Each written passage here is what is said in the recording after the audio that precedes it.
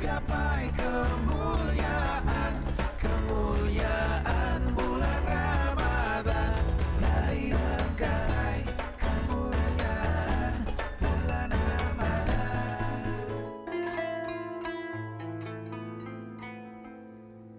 Bismillahirrahmanirrahim.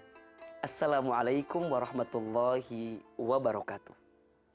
Alhamdulillah, wassalatu wassalamu ala rasulillah, la haula wa la quwata illa billah, amma ba'du. Pemirsa CNN Indonesia yang dicintai Allah subhanahu wa ta'ala, semoga kita semua senantiasa dalam sayangnya Allah, dalam kasihnya Allah, dalam cintanya Allah, dan kita senantiasa diberikan petunjuk oleh Allah untuk menjalani setiap kehidupan yang Allah berikan kepada kita. Kita berdoa semoga tubuh kita senantiasa sehat walafiat, dan jika ada yang sedang sakit, semoga Allah berikan kesembuhan. Amin ya rabbal alamin. Al-Quran sebagai obat. Ya, Al-Quran adalah panduan hidup, petunjuk hidup, dan juga obat penyembuh untuk setiap penyakit dalam diri kita, penyakit dalam hati kita. Di dalam Al-Quran, di surat Fussilat ayat 44, Allah subhanahu wa ta'ala sampaikan, katakanlah, Al-Quran itu adalah petunjuk dan penawar bagi orang-orang mukmin, dan orang-orang yang tidak beriman pada telinga mereka ada sumbatan. Maksudnya apa? Dalam hidup kita butuh petunjuk, dalam hidup kita butuh penawar, dan bagi orang beriman, Al-Quran itu adalah petunjuk terbaik dan penawar terbaik untuk apapun yang terjadi dalam kehidupan kita. Dan faktanya, semua persoalan, jawabannya ada pada Al-Quran. Semua kesulitan, penawarnya maka ada dalam Al-Quran.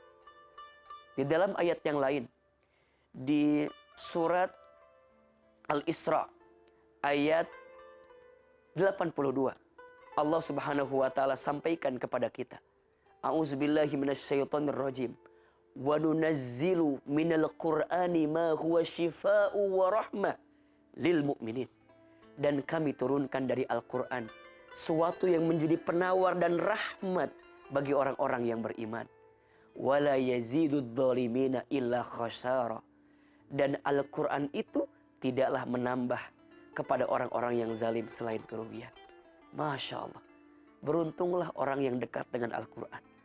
Beruntunglah orang yang menjadikan Al-Quran sebagai panduan dalam hidupnya. Karena ternyata siapapun yang dekat dengan Al-Quran, apapun yang dekat dengan Al-Quran, maka dengan izin Allah, Allah muliakan hidupnya. Coba kita perhatikan.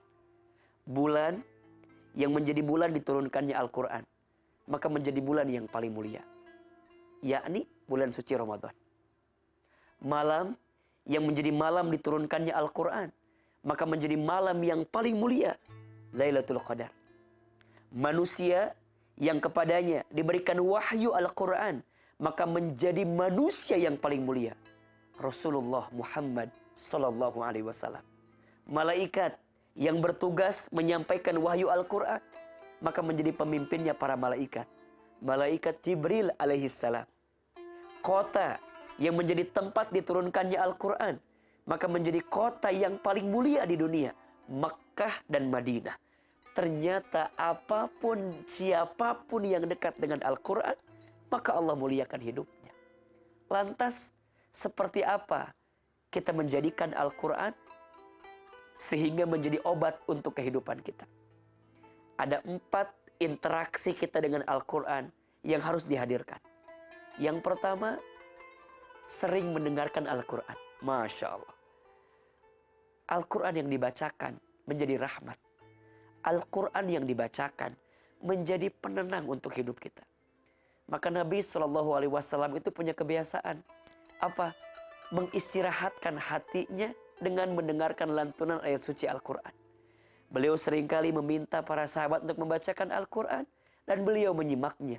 Dan saat mendengarkan lantunan ayat suci Al-Quran, tenanglah hatinya, damailah hatinya, Karena Al-Quran itu bisa mengantarkan ketenangan saat kita mendengarkannya. Yang kedua, membacanya. Masya Allah. Setiap huruf yang kita baca dalam Al-Quran itu diberikan 10 pahala kebaikan. Aku tidak menyebutkan alif lam mim itu 1 huruf. Tapi alif lam mim itu kata Nabi 3 huruf. Alif 1 huruf, lam 1 huruf, mim 1 huruf. Berarti saat kita membaca alif lam mim ada 3 huruf di sana. Masing-masing huruf diberikan 10 pahala kebaikan. Artinya ada 30 pahala kebaikan yang Allah berikan untuk kita. Orang yang senantiasa membaca Al-Quran maka diberikan pahala yang luar biasa. Bahkan kata Nabi, Iqra'ul Quran fa innahu ya'ti yaumal qiyamah syafi'an li ashabi. Bacalah Al-Quran. Karena Al-Quran yang kita baca akan menjadi syafaat ketika nanti hari kiamat. Masya Allah. Yang ketiga, mentadaburinya. Kita memahami artinya, memahami maknanya, dan kita mentadaburi untuk kehidupan kita. Tilawah Al-Quran. Ini adalah interaksi yang akan mengantarkan kepada kita. Bahkan dalam Al-Quran disebutkan, orang yang senantiasa bertilawah Al-Quran, kemudian dia sholat, kemudian dia berinfak, maka dia seperti perniagaan yang tidak akan pernah ada ruginya. Masya Allah. Dan yang keempat, mengamalkan isi Al-Quran. Amalkan apa yang Al-Quran sampaikan. Amalkan apa yang Al-Quran hadirkan. Ya, Al-Quran perintahkan kita untuk bersyukur, bersyukurlah. Maka bersyukur akan jadi obat. Al-Quran perintahkan kita untuk bersabar, bersabarlah. Maka saat kita sabar akan jadi obat. Al-Quran memerintahkan kita untuk menahan marah, memaafkan orang lain, belajar menahan marah, maafkan orang lain, maka akan jadi obat untuk kehidupan kita. Yuk, perbanyak interaksi kita dengan Al-Quran, apalagi di bulan suci Ramadan, karena bulan Ramadan adalah bulan diturunkannya Al-Quran. Artinya siapapun yang memuliakan Al-Quran di bulan suci Ramadan ini, maka dia mendapatkan kemuliaan yang sangat besar dari Allah Subhanahu wa ta'ala. Semoga setiap penyakit kita, apapun yang terjadi dengan hidup kita, bisa kita obati dengan Al-Quran. Barakallahu fikum. Assalamualaikum warahmatullahi wabarakatuh.